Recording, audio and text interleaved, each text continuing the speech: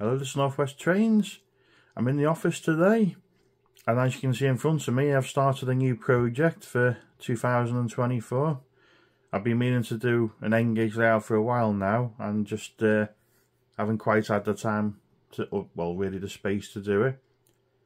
Now, you're probably asking why you do an N-gauge when you've already got 00 and you've already got G-scale. Well, the answer is I've always had N-gauge because I didn't have room for 00 when I was a kid, well, when I was younger. I had N-gauge. I had the Graham Farish track mat layout, which if you've seen a previous video from this time last year, I got one of the old Graham Farish train sets. So since then I've been intending to do another N-gauge layout, and I've actually done an N-gauge layout about 3 years ago. It was a bit smaller than this, funnily enough. But what I wanted was just something nice and basic, just to run my existing N-gauge trains on, basically. And of course I got the Maroon 2MT Ivet. That's model of the loco at the Lakeside and Haverfordwest Railway, so I also want something to run that on.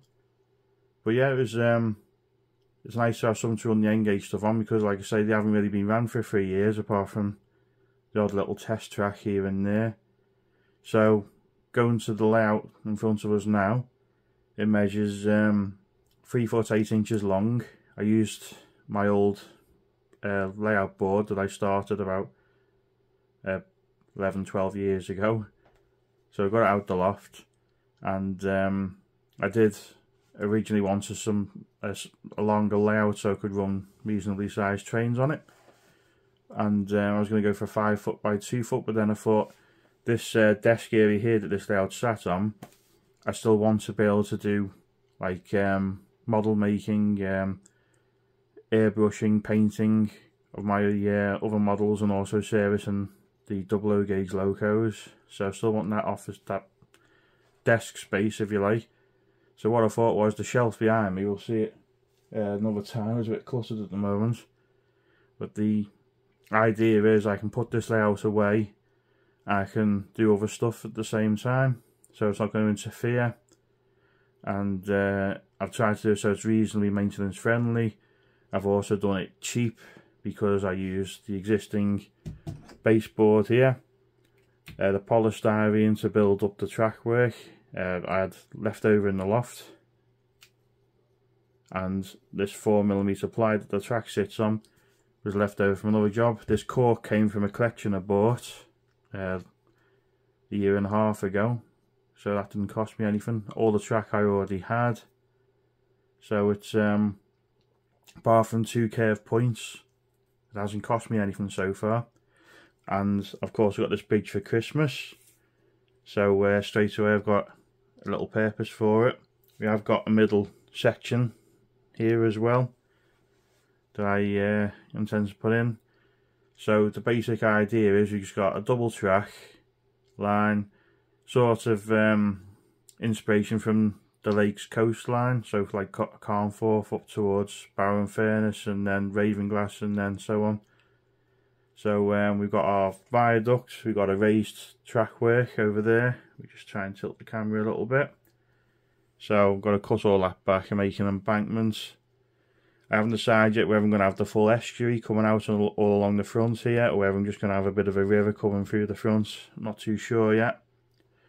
Over here, I've just done a paper cutout so far to represent the platform.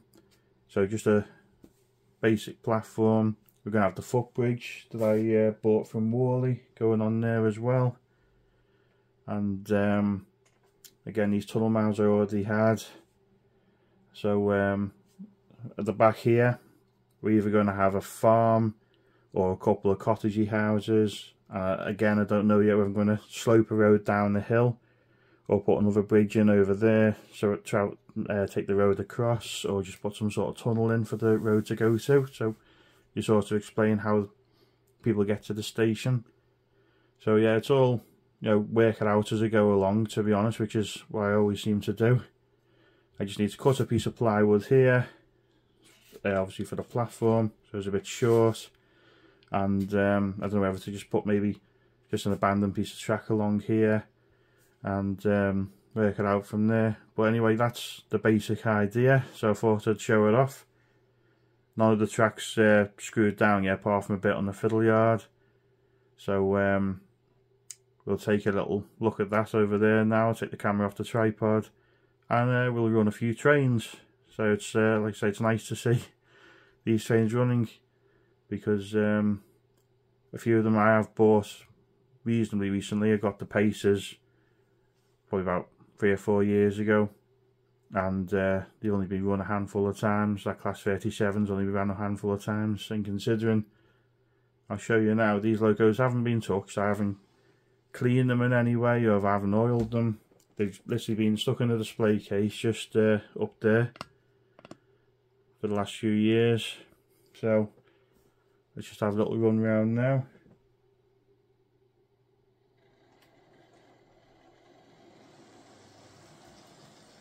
As you can see, they run pretty smooth, and considering this layout's only 3 foot 8 inches long, you can still get a reasonable size N-gauge train in it. So in equivalent layout and double O gauge, you're talking just over 7 feet by just over 4 feet. So it's you know, it just shows how much space you can save with N-gauge. And looking at the steam loco I got recently, the Ivot, you can see just how much N-gauge has come on since I last had it. It's, you know, there's not much difference between it and double O now in terms of detail. But yeah, like I say, I can't part with these models, so I've got to try and use them. And also another good thing about this layout is I can do it while it's too cold or too hot to go in the loft, and it's also going to be more practice for me to practice scenery, because if sure you can master it in N-gauge, you can master it in double O. One thing I have found is trying to do flexi track in N-gauge is definitely a fair bit harder than double O. So when you get used to the bigger scales, it's hard to go back to the smaller scales, I find. Anyway, let's just have a quick look at the fiddle yard bit now. Okay, so taking a look at the fiddle yard, I've just gone with the basic set track curve points. And to be honest, I was a bit worried about them because of the big dead spot in them, the plastic. But the 3 locos I've tested have been fine so far. I imagine small locos may struggle a little bit.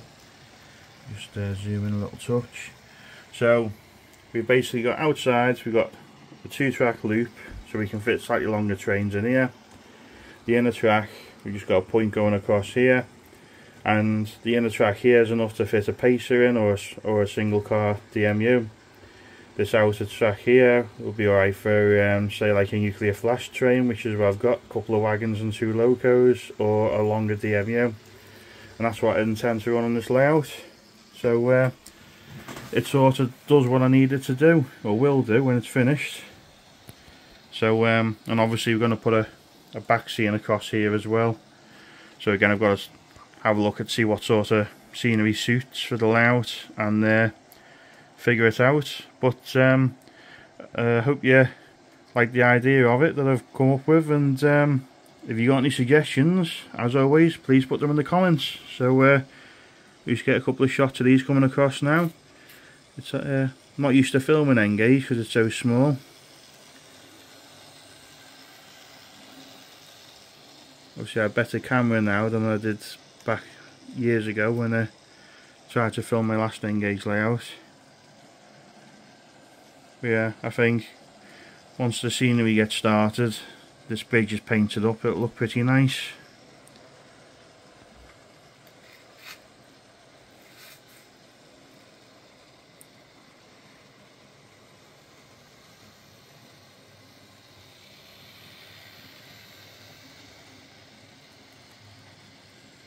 Okay, so that's it now for this episode.